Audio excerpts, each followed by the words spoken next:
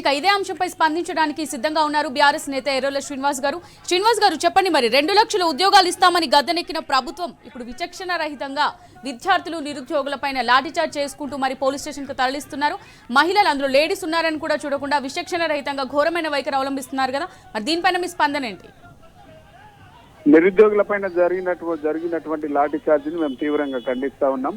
నిజంగా నిరుద్యోగులు న్యాయంగా రావాల్సినటువంటి వాళ్ళకి ఇచ్చినటువంటి మాట హామీని నిలబెట్టుకోవడానికి కాంగ్రెస్ ప్రభుత్వం పోయిన సంవత్సరం అసెంబ్లీలో జాబ్ క్యాలెండర్ రిలీజ్ చేసింది. ఇలా జాబ్ క్యాలెండర్ రిలీజ్ చేసి కూడా దాదాపుగా సంవత్సరం దాటిపోయింది. ఇలా జాబ్ క్యాలెండర్ రిలీజ్ చేసి సంవత్సరం దాటిపోయింది. మొన్న 6 రోజులు అసెంబ్లీ నడిస్తే కనీసం జాబ్ క్యాలెండర్ మీద చర్చే లేదు. ఇలా వాటిని ప్రభుత్వం ఇచ్చినటువంటి న్యాయబద్ధంగా ఇచ్చినటువంటి వాళ్ళ హక్కుగా అడుగుతున్నటువంటి వాటిని అడిగినందుకు పోలీసులు లాఠీ చార్జీలు చేసి వాళ్ళపైన విచక్షణ రహితంగా కొట్టడాన్ని మేము తీవ్రంగా ఖండిస్తా ఉన్నాం.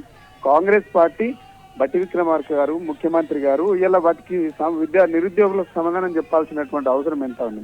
శాంతియుతంగా నిరసన తెలియజేసేటువంటి హక్కు కూడా ఈ రాష్ట్రంలో లేదు అంటే అసలు ప్రజాస్వామ్యాన్ని కాపాడుతాం, ప్రజల కోసం ప్రజాపాలన తెస్తామని చెప్పినటువంటి కాంగ్రెస్ పార్టీ ఇలా శాంతియుతంగా నిరసన తెలియజేసేటువంటి హక్కు కూడా ఈ రాష్ట్రంలో లేకపోవడం చాలా బాధాకరం. ఇలా కాంగ్రెస్ పార్టీ అనేక నిరుద్యోగులను మోసం చేసింది. ఇలా మేము అధికారంలోకి రాకంగానే 2 లక్షల ఉద్యోగాలు సంవత్సరంలో ఫిలప్ చేస్తామని చెప్పింది.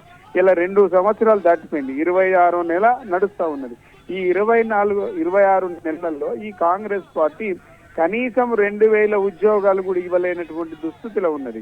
ఇలా గత ప్రభుత్వం బీఆర్ఎస్ ప్రభుత్వం ఇచ్చినటువంటి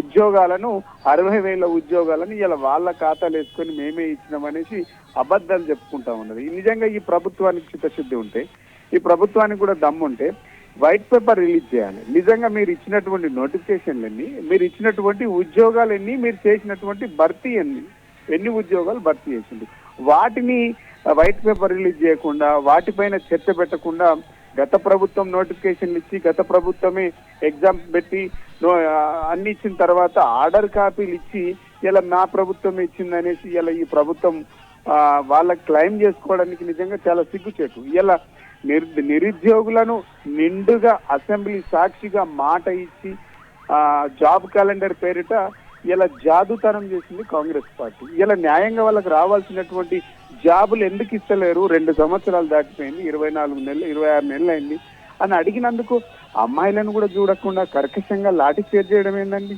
అంటే ఈ ప్రభుత్వం ఎంత ద్వంద్వనీతితోని ఎంత దమనకాండకు ఇలా ఒడిగడుతున్నదో మనం అర్థం చేసుకోవచ్చు. అంటే ఒక పక్కనేమో ఉస్మానియా యూనివర్సిటీ పోయి ముఖ్యమంత్రి గారు జాబులు ఎన్ని అయినా ఇస్తాం, జాబు నోటిఫికేషన్లు వద్దు అన్నదాకా మేము నోటిఫికేషన్లు ఇస్తానా అని చెప్తా ఉన్నారు. మరి జాబులకు నోటిఫికేషన్లు ఇస్తే నిరుద్యోగులు జాబులు కావాలని నోటిఫికేషన్లు కావాలని ధర్నాలు ఎందుకు చేస్తారు? అంటే ఈ ప్రభుత్వం ద్వంద్వ వైఖరికి ద్వంద్వనీతికి అద్దం పడుతుందనడానికి నిలువెత్తు నిదర్శనం ఈరోజు జరుగుతున్నటువంటి నిరుద్యోగుల పైన లాఠీ చార్జ్. ఆనాడు రాహుల్ గాంధీ, రేవంత్ రెడ్డి గారు, బట్టి విక్రమార్క వీళ్ళందరూ కూడా చిక్కడపల్లి లైబ్రరీకి వెళ్ళి ఏం చెప్పిందండి?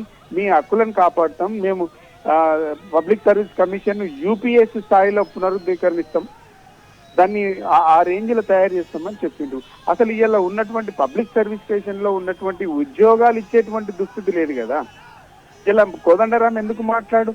ఇలా నిరుద్యోగుల పేరు చెప్పి ఉద్యోగాలు సంపాదించింది ఇలా కోదండరాం గారు, మురళి గారు, ఆకునూరు మురళి గారు, మల్లన్న గారు, ఇవన్నీ కూడా వీళ్ళకు ఉద్యోగాలు వచ్చినాయి తప్ప అసలు నిరుద్యోగులకు ఉద్యోగాలు ఏడొచ్చినాయి? ఇలా నిరుద్యోగుల పేరు చెప్పి ఉద్యోగాలు సంపాదించినటువంటి బట్టి విక్రమార్క గారు, రేవంత్ రెడ్డి గారు వీళ్ళందరూ కూడా ఇలా తెలంగాణ నిరుద్యోగులకు సమాధానం చెప్పాల్సినటువంటి అవసరం ఉంది. ఇలా అంటే ఈ రకంగా నిరుద్యోగులను అన్ని వర్గాలను మోసం చేసింది కాంగ్రెస్ పార్టీ.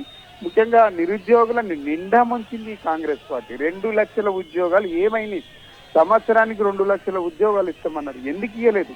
ఇలా ప్రశ్నిస్తా ఉన్నారు. నిరుద్యోగులకు సమాధానం చెప్పకుండా, దాట వేసుకుంటా, వాళ్ళకి అపాయింట్మెంట్ ఇవ్వకుండా, వాళ్ళ కర్కశంగా అమ్మాయిలను కూడా చూడకుండా, అంటే తెలంగాణ ఉద్యమ సమయంలో కూడా అమ్మాయిలను కూడా చూడకుండా ఎట్లయితే విచక్షణ రహితంగా దాడులు చేసిందో, లాఠీచార్జ్ చేసిందో, ఆ విధంగా ఇలా ఈ కాంగ్రెస్ పార్టీ చేస్తా ఉన్నది. ప్రజాపాలన తెస్తామని చెప్పినటువంటి ఈ కాంగ్రెస్ పార్టీ ప్రజల హక్కులను కాలరాస్తూ ఉన్నది, ప్రాథమిక హక్కులను కాలరాస్తూ ఉంది ఈ కాంగ్రెస్ పార్టీ.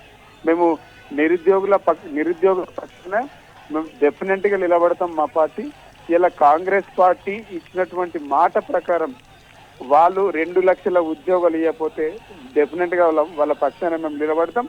వాళ్ళ నిరసనకు మేము సంపూర్ణమైనటువంటి మద్దతు తెలియజేస్తా ఉన్నాం. రైట్, థ్యాంక్ యూ శ్రీనివాస్ గారు.